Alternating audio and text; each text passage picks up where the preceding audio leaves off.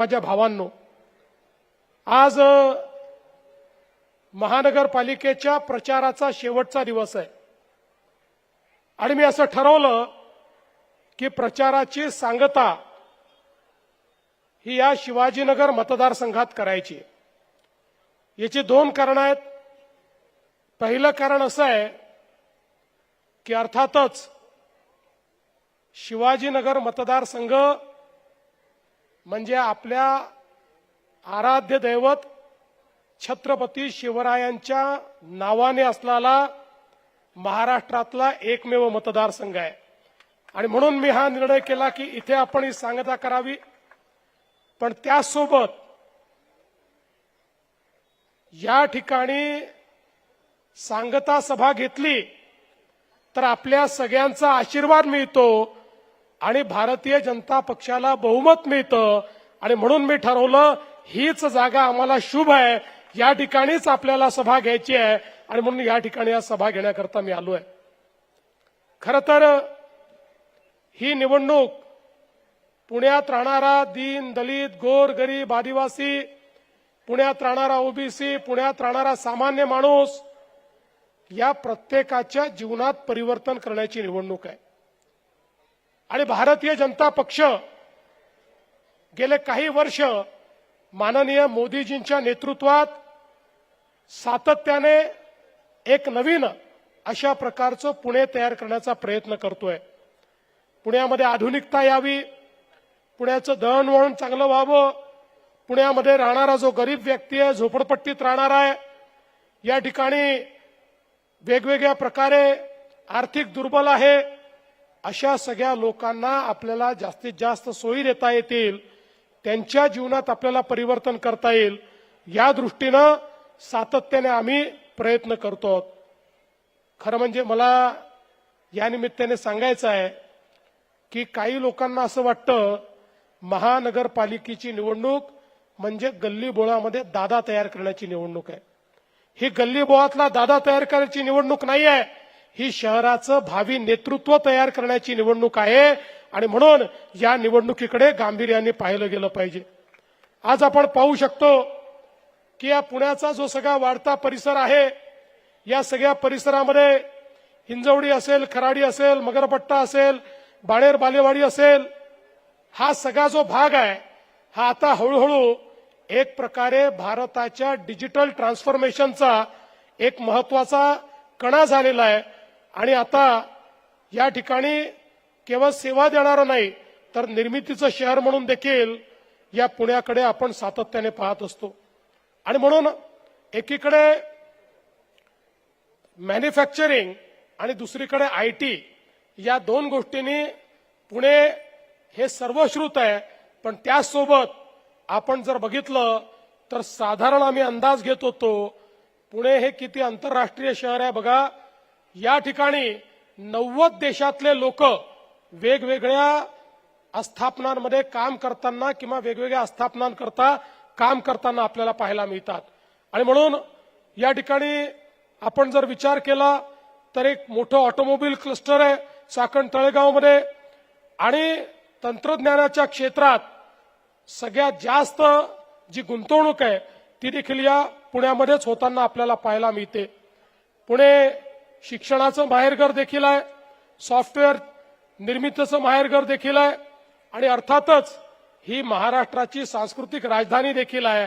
कला साहित्य आणि सांस्कृतिक चळवळ ही देखील या पुण्यातनंच चालते आणि म्हणून आज आपण जर बघितलं तर या पुण्यामध्ये मागच्या काळामध्ये आपल्या आशीर्वादानं पुण्याला या ठिकाणी भारतीय जनता पक्षाची 5 वर्ष सत्ता होती, त्या काळामध्ये जवळपास 35,000 कोटी रुपयाचे 220 पेक्षा जास्त प्रकल्प या पुण्यामध्ये आपण केले आणि पुढच्या 5 वर्षामध्ये जनसामान्यांच्या जीवनात परिवर्तन करणारे 44,000 कोटी रुपयाच्या प्रकल्पांचं नियोजन हे आपण या ठिकाणी केलंय, ज्यामध्ये प्रत्येक घरी स्वच्छ पिण्याचं पाणी आलं पाहिजे, सांडपाण्याचा निचरा झाला पाहिजे, घनकचऱ्याचं व्यवस्थापन झालं पाहिजे, सांडपाण्याचा पुनर्वापर झाला पाहिजे, जुन्या भागाचा पुनर्विकास झाला पाहिजे, झोपडपट्टीत राहणाऱ्याला मालकी हक्काचं घर मिळालं पाहिजे, कच्च्या घरात राहणाऱ्याला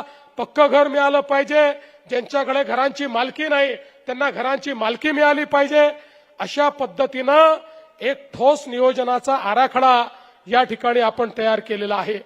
आणि हा सगळा आराखडा तयार करत असताना आपल्याला माहिती आहे, मागच्या काळामध्ये शिवाजीनगर ते हिंजवडी मेट्रोचं काम आपण सुरू केलं. खरं म्हणजे देशातली पीपीपी तत्वातली पहिली मेट्रो ही आपल्या पुण्यामध्ये शिवाजीनगर ते हिंजवडी आपण घेतली. 23 किलोमीटरची मेट्रो आहे आणि आता काम अंतिम टप्प्यात आहे. याच वर्षी या मेट्रोचं लोकार्पण देखील आम्ही करणार आहोत. त्याचं ट्रायल रन आम्ही या ठिकाणी ऑलरेडी केलाय. शिवाजीनगरचा विचार केला तर या ठिकाणी आपल्याला इंटिग्रेटेड अशा प्रकारचं एक मेट्रो बस स्टँड असा एक इंटिग्रेटेड मल्टी मॉडेल प्रोजेक्ट तयार करायचा आहे. खरं म्हणजे आम्ही पूर्वीच तो प्रोजेक्ट हातामध्ये घेतला होता, पण दुर्दैवाने मध्ये उद्धव ठाकरेंचं सरकार आल्यानंतर त्याला स्थगिती मिळाली. पण आता त्याला पुन्हा आपण मान्यता दिली आहे आणि पुढच्या काळामध्ये एक अतिशय चांगला मल्टी मॉडेल हब म्हणून बस स्टेशन असेल, मेट्रो स्टेशन असेल, सगळ्या प्रकारची कनेक्टिव्हिटी असेल, अशा पद्धतीनं हे काम देखील आपण या ठिकाणी करायचं आहे. आणि त्यातनं या शिवाजीनगरच्या भागाचं एक चित्र हे बदललेलं आपल्याला दिसेल. खरं म्हणजे आताच मुरली अण्णा आपल्याला सांगत होते, मागच्या काळामध्ये काही लोकांनी विकासाच्या नावावर या पुण्यामध्ये इतकं बिंडोकपणे बांधकाम केलं. आपल्याला माहिती आहे, मागच्या काळामध्ये युनिव्हर्सिटी रोडचा पूल बांधलेला आपल्याला पाडावा लागला, कारण भविष्याचा विचार न करता केलेलं काम होतं. आता मात्र भारतीय जनता पक्षाच्या नेतृत्वात आम्ही पुढच्या 20 वर्षाचा विचार करतोय. पुढचे 20 वर्ष पुण्यातल्या सामान्य माणसाला, गरीबाला, मध्यमवर्गीयाला काय हवंय याचा विचार करून आम्ही पुण्याचं प्लॅनिंग करतोय. आणि आता जवळपास 277 कोटी रुपये खर्च करून त्या ठिकाणी आपण नवीन पूल देखील बांधलेला आहे आणि लवकरच बाणेरकडे जाणारा पूल देखील आपण त्या ठिकाणी खुला करणार आहे. आपल्याला माहिती आहे की रेल्वे रेंजल्स रेल्वे अंडरपास जो आहे त्याचे रुंदीकरणाचं काम हातामध्ये घेतलंय. 6 मीटरना 18 मीटर हा आपण करतो, ज्याच्यामुळे वाहतूक कोंडीला एक मोठा दिलासा या ठिकाणी मिळणार आहे. त्याचबरोबर खडकी येथे आपण पुणे मुंबई रस्त्याचं रुंदीकरण केलं आहे. आणि यासोबत सगळ्यात महत्वाचं म्हणजे ज्यांनी अनेक क्रांतिकारकांना प्रशिक्षण दिलं, अनेक क्रांतिकारक तयार केले, ते लहुजी वसंत साळवे यांचं 115 कोटी रुपये खर्चून एक अतिशय सुंदर अशा प्रकारचं स्मारक देखील आपण या ठिकाणी तयार करतो. मग आमच्या अण्णांनी सांगितलं, आमच्या वडार समाजाकरता देखील आपण एक आर्थिक विकास महामंडळ त्या ठिकाणी तयार केलं.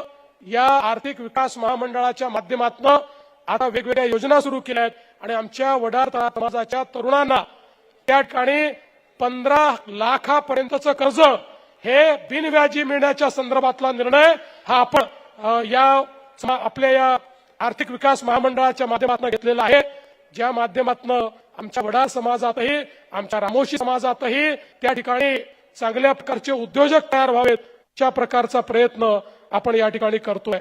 खरं म्हणजे वाढीव बांधकामावर देखील तिप्पट कर लागत होता, तो कर आपण त्या ठिकाणी रद्द केला, नागरिकांना दिलासा दिला. आणि विशेषतः मी सिद्धार्थ शिरोळे यांचं मनापासून याकरता अभिनंदन करेन. हा सगळा जो भाग आहे 55% भाग हा झोपडपट्टीचा आणि निम्न मध्यमवर्गीय आणि गरीब लोकांचा भाग आहे. या भागामध्ये सिद्धार्थ शिरोळे यांनी आमच्याकडे पाठपुरावा करून जवळपास वेगवेगळ्या प्रकारची 100 कोटी रुपयाची कामं ही पूर्ण केलेली आहेत. पाण्याची असतील, गटारीची असतील, लाईटची असतील. आणि म्हणून आज खरं म्हणजे आपण बघा, एवढ्या मोठ्या प्रमाणात निधी हा दुसऱ्या कुठल्याही भागाला मिळाला नाही, तो सिद्धार्थजींनी आणला. आणि मला या गोष्टीचा आनंद आहे की सिद्धार्थ शिरोळे यांच्या समोर सगळ्यात पहिले जर कोणाचा विकास असेल तर तो गरीब आणि मध्यमवर्गीय पुणेकरांचा विकास, शिवाजीनगरमधल्या जनतेचा विकास ते करण्याचा प्रयत्न करतायत.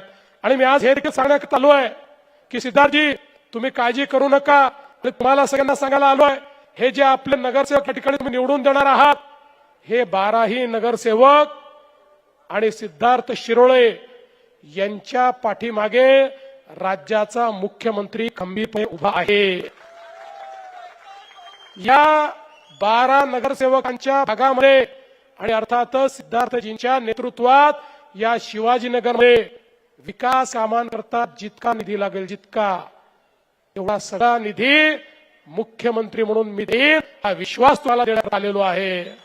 बंधू भगिनींनो, आज आपण पाहू शकतो वेगवेगळ्या प्रकारे आपण या ठिकाणी मोठ्या प्रमाणात मागच्या काळात पिण्याच्या पाण्याचं काम केलं. पुणे विद्यापीठ, चतुशृंगी, आशानगर, मॅफको या ठिकाणी मोठ्या क्षमतेच्या पाण्याच्या टाक्या बांधल्या.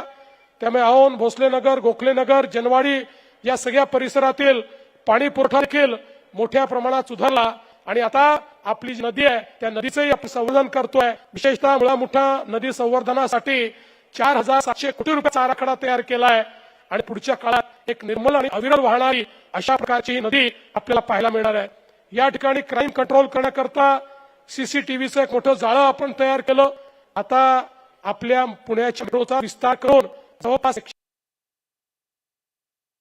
110 किलोमीटरची मेट्रो ही आपण या पुण्यामध्ये तयार करतो. त्यामुळे खऱ्या अर्थानं पुढच्या काळामध्ये जर आपण बघितलं तर एक अतिशय गतिमान अशा प्रकारचं ट्रान्सपोर्ट असलेलं हे पुणे शहर असणार आहे. आज पुण्यामध्ये आपण जो कॅपिटल इन्व्हेस्टमेंट प्लॅन तयार केलाय याच्या माध्यमातून जवळपास 23 नवीन उड्डाणपूल आपण बांधतो आहोत. आणि यासोबत पुण्याचे 32 असे रस्ते आहेत. 80% पुणेकर ज्या 32 रस्त्यावरून जातात या 32ही रस्त्यांना डिकंजेस्ट करून त्याच्यावर वाहतूक वेगाने चालली पाहिजे अशा पद्धतीने आपण काम करतो. या ठिकाणी पुण्याचं ट्रॅफिक कमी करण्याकरता, पुणेकरांना दिलासा देण्याकरता रस्तेही मोठे करतो, फ्लायओव्हरही करतो आणि त्याच्यासोबत पाताळात देखील आता आपण जात आहोत. वरती गेलो, जमिनीवर गेलो, आता पाताळात जाऊन पुण्यामध्ये पहिल्यांदा पाताळात टनेल्स आम्ही तयार करतो. ज्या टनेल्समुळे पुण्याचा ट्रॅफिक जो आहे हा पूर्णपणे ठिकाणी कंट्रोलमध्ये येईल आणि पुणेकरांना अतिशय स्मूथ अशा प्रकारे या ठिकाणी जाता येईल. आज खरं म्हणजे सारख्या अनेक गोष्टी आहेत. पूर नियंत्रणाकरता आपण 300 कोटी रुपये दिलेले आहेत. रिटेनिंग वॉलसाठी 200 कोटी रुपये दिलेले आहेत.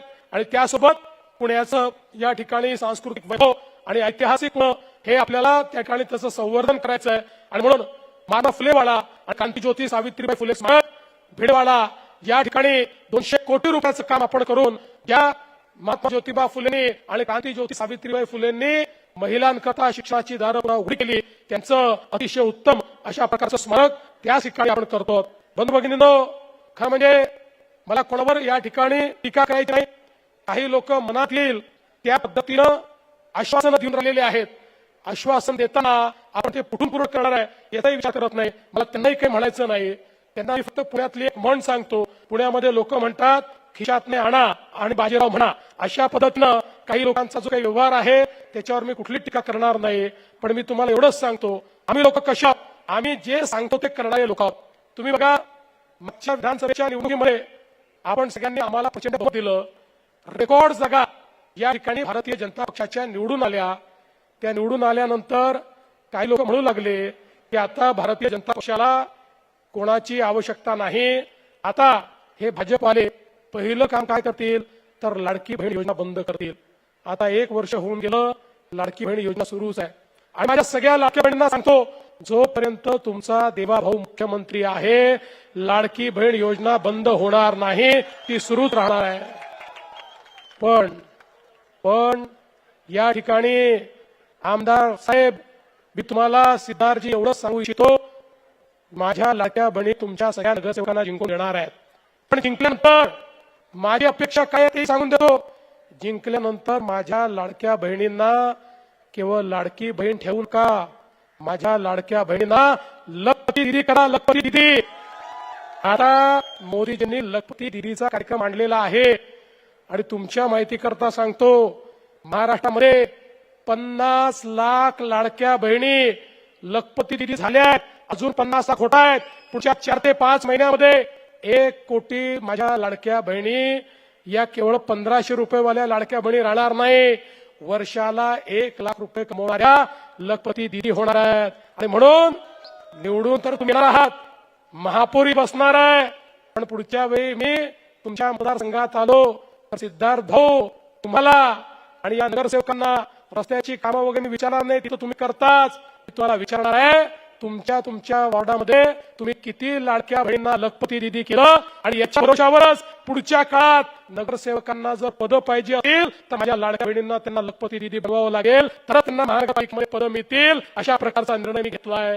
आणि म्हणून भगिनींनो, मी या निमित्ताने तुम्हाला एवढं सांगण्याकरता आलो आहे, आम्ही तुमच्या आहोत. केंद्रात आपलं सरकार आहे, राज्यात आपलं सरकार आहे, महानगरपालिकेतही आपलं करायचं आहे. आणि म्हणून काय करायचं माहितीये, 15 तारखेला सकाळी उठायचं आणि उठण्याकरता घड्याळीचा अलार्म लावायचा. कुठला? घड्याळीचा अलार्म लावायचा आणि अलार्म घड्याळ बंद करायचं. अलार्म बंद करायचा, ते घड्याळ घरीच ठेवायचं आणि मग आपण मतदान केंद्रावर जायचं. आणि मतदान केंद्रावर गेल्यानंतर जी मशीन आहे त्याच्यावर फक्त कमळ पाहायचं. उमेदवाराचा चेहरा आठवायचा नाही, तो काळा की गोरा आहे, केस आहे की टकला आहे, काही लक्षात ठेवायचं नाही. एकच गोष्ट लक्षात ठेवायची, कमळ कमळ कमळ. एकच गोष्ट लक्षात ठेवायची, त्या ठिकाणी गेल्यानंतर कमळाचंच बटन दाबायचं.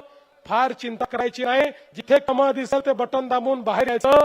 15 तारखेला तुम्ही कमळाची काळजी घेतली, 16 तारखेपासून 5 वर्ष तुमची काळजी आम्ही घेऊ, हा विश्वास तुम्हाला देतो आणि माझं बोलणं संपवतो. धन्यवाद. जय हिंद, जय महाराष्ट्र. विजयी सभेसाठी संबोधन केल्याबद्दल आपले लोकप्रिय मुख्यमंत्री माननीय देवेंद्रजी फडणवीस साहेब यांचे खूप खूप आभार. सर्व फक्त उमेदवार या ठिकाणी या उमेदवारांचा एक फोटो या ठिकाणी घेतला. फक्त उमेदवार या यानंतर काही पक्ष प्रवेश घ्यायचे.